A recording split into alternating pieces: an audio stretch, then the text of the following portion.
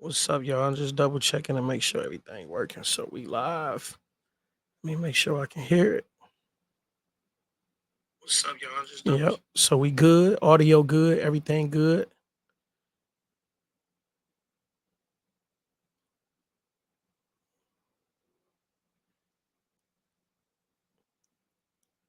Yeah. Everything where it need to be at.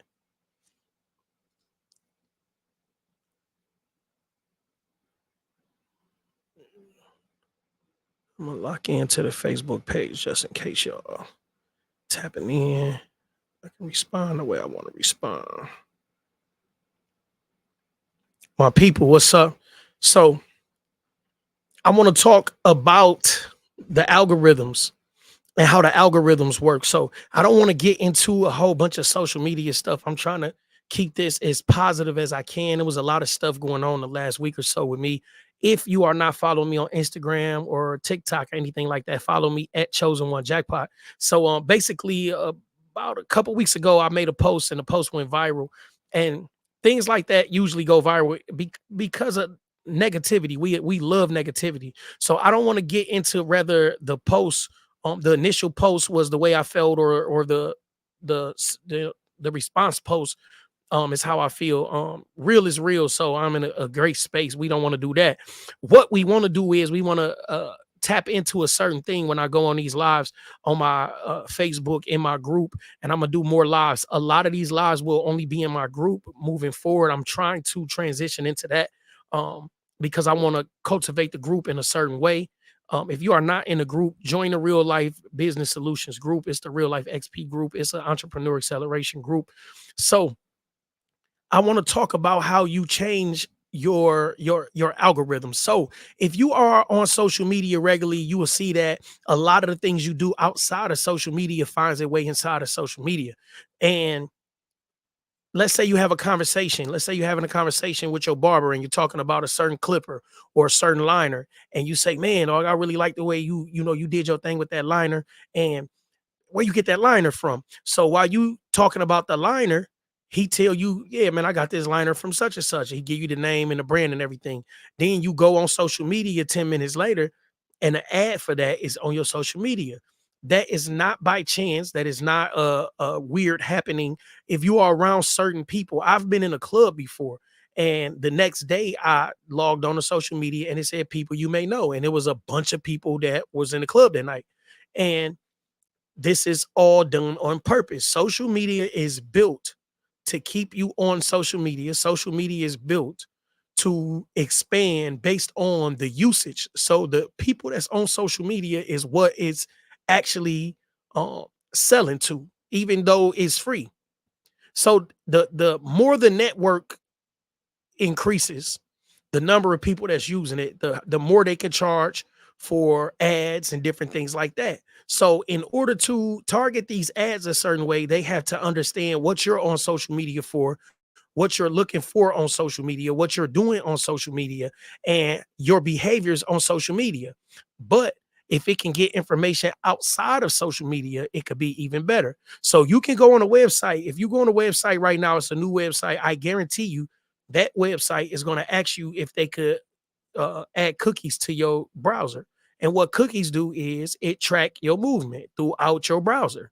And cookies tell this particular site, and it gives it all this information, all this data, and all this stuff. So when they look at it, they can see how long you was on the site, all of that stuff. But if you got cookies, they can see what you did after you left the site. If you came back to the site, if you looked up more information.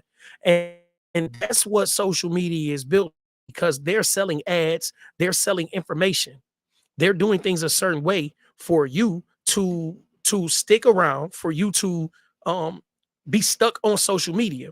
Now, you start once you get hip to this, you can change your algorithm. So I was on Instagram, and I realized that my algorithm was full of big booty females. I'm just being honest. Like, it was literally everything I did on Instagram, it was butt. Like, literally butt everywhere.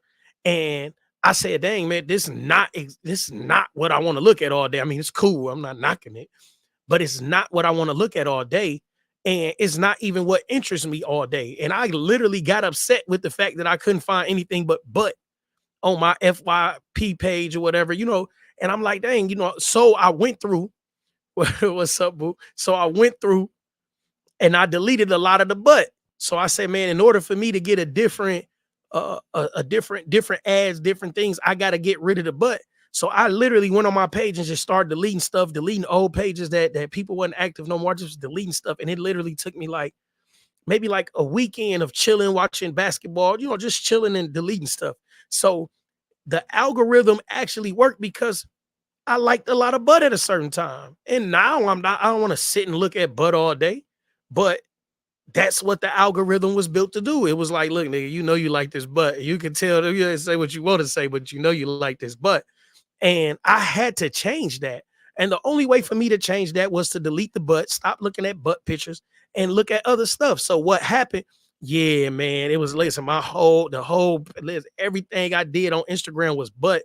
And I'm gonna tell you exactly what it was. It was butt, a little like different Nipsey Hussle quotes. They got like a million Nipsey Hussle pages. I love Nipsey. And it was barber pages. And I was like, man, the Nipsey page is cool. The barber page is all right, but I got to get rid of this butt. So it was a lot of butt, and I had to go on there and purposely get rid of the butt. And that's what you got to do to your social media. You have to set your social media up in the way that you like it. So you will get people on social media. Oh, it ain't nothing but gossip on here. It's nothing but negativity. That's because it's how your algorithm is set. Your algorithm is set because it know exactly what you like. Whether you want to admit it or not, it know what you like. So that's like you going on a site and you don't want to buy butt cream, whatever. I don't know. And then you getting all these butt cream ads and you mad. No, you went on the site and looked for something, and the algorithms are doing exactly what they're supposed to do. So if somebody is on social media and you looking over their shoulder or whatever, and you start seeing ads for different stuff, that's what they into. So mine got bad after I got rid of all the butt. Well, most of the butt. We're gonna keep it 1,000. I got rid of most of the butt. So once I got rid of most of the butt, I started getting ads for coaching, like different little coaching books, coaching programs, coaching things. And I was like, this too much. Like every piece of internet marketing that was online came to my page because that's the way I set my algorithms up. So I said, okay, now this is too much. So I started deleting some of those ads and blocking those ads and like, look, this is not even interesting to me because I was literally getting every lead magnet from every coach of the coaches. And I was learning how to put together a program for my people. And even to get some of this equipment and do things a certain way, it took me getting a coach and different people to look into how they put their programs together and how they cultivated their Facebook group and different things like that. But I don't want every piece of lead. And then a lot of them have the same lead magnets. And I'm putting together a website to make sure that people can get those type of lead magnets for free. They're literally changing the cover, y'all. Don't buy all of this internet stuff. It's the same information, just with a different package. So you get used to your algorithms being a certain way, and you are in denial if you think that your algorithm is not that way because you made it that way. And that's exactly how your life is. So I only use the internet to intro into this so people can get an understanding. I don't want to talk about it without giving you a general understanding because a lot of people try to run from information like this because they feel like it's not that it's fake, but when you start getting into the metaphysical, things start to get cloudy because we only believe in the certain things that we see. And that's a problem because a lot of the things that's making the world work, you cannot see. A lot of the things that's going on in your life is going on in the background. A lot of things are going on in the background, just like this software I'm using. You see a live thing, but if you look at mine, I'm broadcasting like a whole channel and I have control over different things. Some of these controls I'm not even using. I can put the page on here. I can do different things. It's a lot of things that's going on in your life in the background. And the only thing that you have is your perception. So if your perception is closed-minded and your perception is being closed off and your perception is locked and your mindset is locked, then it's hard for certain things to get through to you. And that's a problem because life is all about growth. So now you're stuck in this certain mindset and you don't even understand why. because you have not took control of your algorithms. In your life, you have total control of everything that happened in your life. So if you're not making the money that you want to make, is your fault. And why is it your fault? Because you are thinking lack. If you are a person that always thinks lack, then every time something comes to your mind to do better, you think of lack and you think that you're undeserving of certain things. You have to change your algorithm. It's really that simple. Like, it's crazy because people that's known me for a while have always seen me prosper. No matter what I did, I've always been okay because my mindset, it's always the mindset. Certain actions come out because of the mindset, but it always starts in the mind. And my mindset has always been positive. Even when things look down, I was looking at 9 years. I remember being sentenced and I fought in the county for maybe like 11 months before I actually played out and was sentenced. And I was a kid. I came in there maybe less than 3 months after my 18th birthday. And I bumped into one of my bunkies from that 20 some years ago. Today, I bumped into him. I said, man, you from Pontiac? He like, yeah. I said, your name Duke, right? He like, yeah. He was so confused. I said, no, it's Jackpot. He looked at me. He said, oh, you didn't got big. But it's been 20 some years, my guy. So going into the county, I didn't know what prison was like. I had did time in juvenile and all. It's nothing like prison. So I'm in the county and that's nothing like prison, but it's so different than anything I've ever experienced because I'm in a high level. So I'm in these cages for maybe 23 and a half hours a day. Like, it's crazy. But I never was down. Like, I'm fighting for my life and I never was down. My co-defendant may come on here. He was just on Instagram. But I was never down. I'm fighting for my life. I don't even know what prison looks like. I don't even know what the type of time they're trying to give me looks like, but I was never down. So when you get into taking a plea, and I'm 18, I took a plea to about 9 years. And once they sentenced me in months. I think it was 105 months. And it was a lady next to me in the courtroom. And when they sentenced me, I looked at my sister and I told my sister, like, boom, I told her how long it was. It was 8 years and 9 months, whatever. I'll give her the little boom. So the lady next to me, she said, baby, you know, they almost gave you. I said, yeah, I know what time, I know how much time I got. She said, you taking it real good. I said, it could always be worse. She said, well, that's a good way to look at it. She said, but you so young and listen, man, it doesn't matter. It doesn't matter. It's all about how you take it. So while I'm in there getting my time,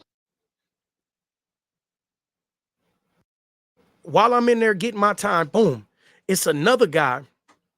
And this other guy, he comes along and he gets the same exact time. And this is an older guy. I'm 18. This guy might have been like 31. And he already did some time. He did maybe like 4 or 5 years before. So this particular guy get his time, he bust out crying. No joke, bro. Like, listen, I'm telling you, my co-defendant is on here, bro. I'm telling you no lies. This guy just bust out crying. Boom. And he was like, he said, Your Honor, I don't need prison time. I need treatment. I need help. And man, for sure, bro, we went through it young, JB. That's my guy. That's one of my guys. So dude, like, literally broke down in tears the same exact time. He broke down in tears. And he was like, I can't do this. I don't need prison time. I need help. And he knew more what prison was than I did. I'm thinking, let me go in here and catch up with my homies. I did. I got my guys like JB, different guys that I deal with. I go and I catch up with my homies and I play cards. We hoop. We talk shit. We work out. It was different. Like, my experience was, let me go in here and handle my business. So I go in there and I handle my business. So while I'm handling my business, I run across people that watch me grow up, and people have seen, and they're seeing me and they're saying, dang, man, you grew up. Dang, man, you changed. So I went from being aggressive. I was young and very aggressive. I was terrible as a youngster, like very aggressive. So as I get older, I start realizing that it's not all physical. You growing up I'm from the projects. So growing up in the projects, your mindset is everything is physical. I have to be more physical than this person. So I was with one of the big homies. It's a big homie named Man. And man had killed a guy when he was in his early 20s, and he ended up doing like 25 years or something. So I run across man. Now I asked man, I say, you know, once we realized who he was, I hadn't seen him. So I'm like, man, he say, look, man, I'm just glad you grew up. I said, what you mean you glad I grew up? You know, at this time, I'm like 24, 25. I'm like, man, that's what people do. They grow up. He like, nah, I'm just glad you grew up, bro. Like he say, man, I used to tell people about you, man. Like you was terrible. I said, I was terrible. I said, but I was as bad as, yeah, for sure. I was as bad as the people around me in my mind, you know, but I've always had the mindset that if I'm gonna be here, I'm going to be a shark. I'm never going to be bait. I'm never going to be shark food. I'm gonna be a shark wherever I'm at. So that came from being in the projects. You feel me, JB? Like I'm not about to be the kid running in the house and all that. I'm gonna be the shark. So in the projects, that's how my mind was. You know what I'm saying? So when I ran across man, JB, I was at Pugsley with man. So when man broke this down to me, he said, look, man, you were more aggressive than the other kids. And to me, that didn't really set in what he meant. He like, bro, you and your brother was different. He said, I've never seen people that aggressive. And I didn't understand it because me and my brother, and this is what I'm getting to. So now I sit down at night, no joke. I sit down at night because by this time I'm reading. I'm not getting an education, you know, a formal education, but I'm reading. And while I'm reading, I'm thinking, I'm like, dang, what he meant by, you know, and I'm thinking like, man, me and my brother really was terrible. Me and my brother was terrible, bro. And my brother might join the live, he may not, but me and my brother was terrible, bro. And when I sat there and I thought about it, I'm like, bro, this is somebody that I looked up to growing up. Like I said, this man caught a murder case at 20, 21, 22. He was young. Man was young. So Big Ross, James, you know, Big Ross. So man was young. And I'm like, dang, man, this man went down for a murder and is telling me that I'm one of the most aggressive people he's ever met in his life. And I was a kid when he caught this case. I was probably like 9 or 10, but he like, I've never seen nobody aggressive like that. And it made me think, bro, what make you that type of aggression? You know what I'm saying? What give you all of that aggression? You know what I mean? And I thought about it. And I'm like, dang, bro, me and my brother literally sat in the house and fought all day. Like fought all day. So it was literally like being in training camp. Like we were literally like we were in the house in gladiator school. And I say it in songs all the time. And me and my brother literally were in gladiator school in there. So by the time we got out of the house, the kids our age really didn't stand a chance. They really didn't stand a chance because me and my brother like 10 and a half months apart. And we are literally fighting all day. You don't get that type of aggression from everybody. You got like now I don't let my kids fight, but they're 2-3 years, whatever apart. Me and my brother were so close in age that we shared everything. We had the same room. We wore the same drawers. I mean, they was clean, but we shared drawers, socks, everything. Like me and my brother was neck and neck. We were, you know, we got to watch the same TV. We got to do everything. So if I want to watch a certain thing, maybe I got to put the hands on him. If he want to play a certain game, maybe he got to try to put the hands on me. Whatever happened, we're literally in gladiator school. So when we walk outside of the house, it's bad for the other kids because they're not getting that type of training. But your mind worked the same way. Your mind worked the same way. TP, you've seen me like where it might be something where it'd be like, look, man, you need to go the other way. I've walked into danger because that's what I'm trained to do. I'm not trained to run away. JB, my guy, I'm never going the other way. I'm never running away from danger. I'm never running away from anything that seems like it's a challenge. But if that's how you were trained, so that's what this is all about, changing your algorithm. So the way I was trained was you face everything head on. So when I got sentenced to 9 years and I'm sitting here looking at this judge trying to take my life, mind you, I'm 18, maybe I think I just turned 19. And he's telling me he's going to give me 9 years, which is half of my life. So now I know I have to spend in calculation, half of the life I've lived already. I had to spend that amount of time in prison. So as an 18, 19-year-old, you looking like, dang, when I was 9 and 10, boom, boom. So now you have to go into that. What's up, Big Larry? Larry was somebody I met on my journey too. That's right. JB, you feel what I'm saying? These are guys that's on my journey. These guys that's in here. I'm telling you. I'm telling you, these are guys, these are people that know me from growing up. These are people that watch me in prison.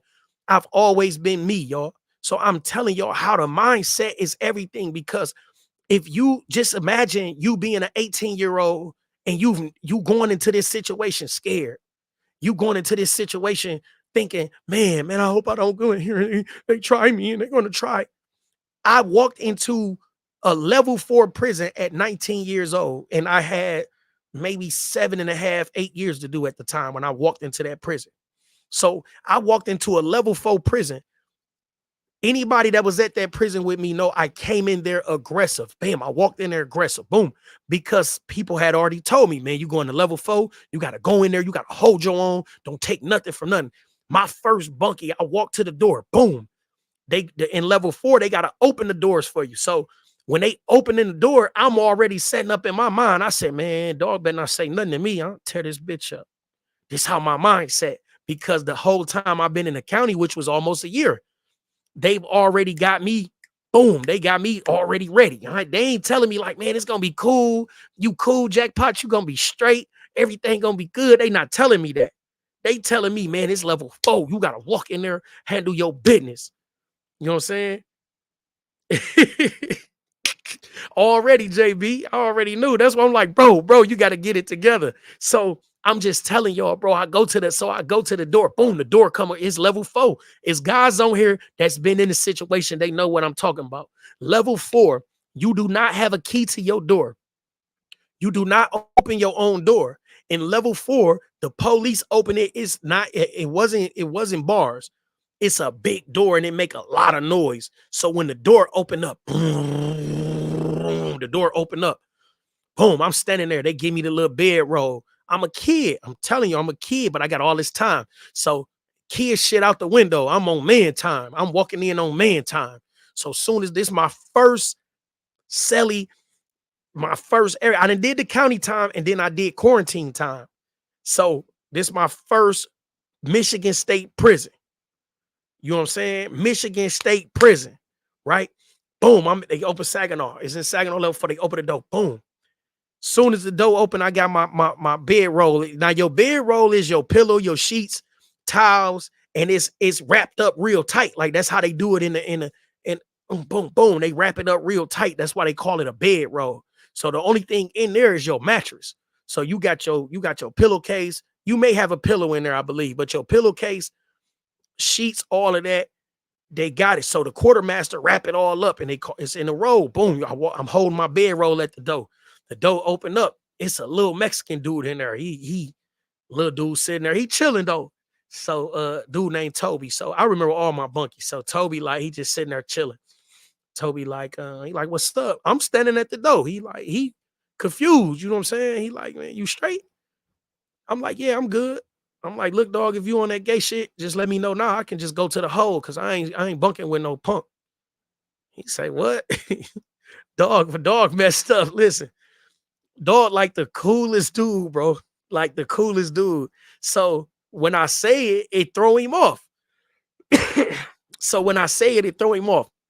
Now, I'm dead serious because this what the algorithm has given me to, it's literally set my mind up to, dog, you don't go in no room, no punk. Dog, you don't do this. Dog, when you go there, you got to make sure you whoop a nigga. You got to make sure you do XYZ. See, when you in level 4, you can't take no, you gotta hold your own. If somebody owe you, you gotta handle your business. If somebody do this, you gotta do that. If somebody did, so you sound like a very strong individual, definitely. But look, I'm telling you how it works. So when I'm going into level 4, I'm literally pumped up. I'm like jacked up. Just think, I'm a kid, and that's all they done told me for a year. When you go to level 4, you gotta go in and handle your business. So bam, I tell dude like, dog, if you on this, I ain't on that. He looked at me, he cracked a couple jokes. He like, man, nah, bro, I ain't on that, man. You good. You know, come on in and chill. So I come in, I've been in the county a year. Now, the whole time I'm in the county, it was a lot came out. The 50 Cent came out. Fabulous second joint came out. The Black album came out. A couple other things came out. The G Unit joint came out. and dog had like everything. He had a bunch of source magazines. This I'm like, dang, okay, it's time to chill. He say, look, bro, till your TV come, you can watch mine. Go and get your BT on. You a young nigga. I know you want to do what you want to do. Boom, boom. So I'm like, dang, dog, gravy. You feel me? And he give me some other magazines, you know what I mean? Them magazines. And I'm gonna be completely honest, that wasn't really my thing then. It ain't my thing now. But it was cool, you know what I'm saying? Dog gave me the hookup. He gave me everything. And everything went smooth, bro. But um my mindset going into that situation could have made something worse because I'm going into the situation pumped up. That's the point. Boom, I'm pumped up. That's how the algorithms work, y'all. That's how the algorithms work. I'm literally going into this situation pumped up. Everything I've went through in my life led me to that door. Bam, everything led me to that door. I could have walked in that room uber aggressive, tripping, boom, bam, dog cool as a fan. I didn't even give him a chance to be cool because of the way the algorithms were, the way that everything was set up to have me think, man, you got to go in there like this. And I did. So I'm very honest about everything about my prison bit, y'all. So I go in there and I get into I was cool with the cat. And the cat, me and dude ended up falling out, man. Dude ended up sneaking me. But he's no longer amongst us. And I didn't do nothing, but he's no longer amongst us. So ain't nobody just walking around this month, got down on him. I'm just keeping it 1,000. But being over aggressive. I'm being uber aggressive. Boom, dog can't say nothing. I'm nigga, shut up, nigga. Don't say nothing. You don't hoop with us. You don't do that. I'm over aggressive. Boom, bam. So after dog snuck me, he hit me in the back of the head, bam, in front of the police. So some understanding was got. So sometimes it's situations like that, and that's all that he did. Boom, and that could have changed my life. This is how you change your algorithm. It could be something drastic. You can lose a family member. You can be in an accident. You can get shot. You may have to do something to somebody, but unless you change the way you think, the type of things that you think about, the habits that you have, you got to change everything. So if you are not where you want to be, you have to change everything. Sometimes you have to change the people you're around. You have to change the places you go. You have to change what you watch. You have to change what you scroll through on Instagram and Facebook and all of that. You got to change your whole life sometimes just to make a small change to get some type of progress. So sometimes you are doing just enough to say you are look, man, I'm trying. Nah, bro, you got to make some hard decisions. You got to make some hard decisions sometimes. And those decisions could be life changing, like totally different. You might have to wake up at 4 in the morning instead of waking up at 8. You may have to go to bed early. You may have to give up certain things that you're accustomed to doing. You may have to give up certain people that you're accustomed to spending time with. It could be a woman, a man, whatever type of relationship you in, but it could be a brother, sister, cousin, mama, daddy, sister, a son, a daughter, whatever. You have to make these decisions based on what you want to do with your life. You have to understand that if you are not where you want to be, it is your fault. If you are constantly getting big booty girls on your Instagram page, it's because you liked it. You scroll. I don't care what you tell nobody else, bro. You got to live with yourself. So when you dealing with yourself, you got to be honest with yourself. I am seeing all of these big booty girls, all these ads, all of this stuff because this is what I signed up for. This is what I'm looking at. This is what I'm liking. This is what I'm scrolling to. This is what I give the most attention to. What you give the most attention to, you will definitely get. So do not think that thinking about not having money is the same as thinking about getting money or having money. It is not the same. You thinking about not having money means you will probably not have money. You can be stuck in poverty. When you think rich thoughts and you think in abundance, you get abundance. It's that simple. It is not the same. People say my mind is on my money. How is your mind on your money though? Are you thinking about the money you don't have?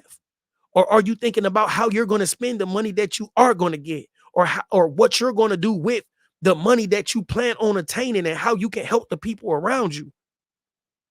It's up to you. I read Rick Ross' book. I forgot which one it was, but I read the book while I was incarcerated in the feds. I read the book, and I'm like, dang, this book is, it's Rick Ross. He's like a little over the top dude, like a wrestling character to me. He's a multimillionaire, so something he doing is right. So I'm gonna read the book. I read the book. Bam. One thing that I took out of that book, this is what I try to tell people. If you can read a book and you can't get one nugget out of that book, I don't care if it's fiction, nonfiction, self-help, whatever. If you can't get one golden nugget out of a book, you just wasted your time. So out of the Rick Ross book, I got a golden nugget. Rick Ross said that the difference between him and Trick Daddy is Trick Daddy always did it for the hood. He said he did it for the hood. He talked about being poor. He was happy being a project superhero. Everything was about the low life, the barely having, the thugs and all of that. And Rick Ross said, man, even when I didn't have it, I talked money. I'm talking about getting it. And dog gonna talk about serving on the block. I'm talking about keys, and I know real Noriega and all of that. And I said, dang, that's crazy. And he said, that's why he's still in the hood and I'm where I'm at. If I didn't get nothing else from that whole book, if it's 300 pages of fluff, I'm talking about complete fluff, that one thing was worth reading those 300 pages, because to this day, I still understand what he's saying. I get it. You can talk about all of that. Yeah, blah, blah, blah, boo, boo.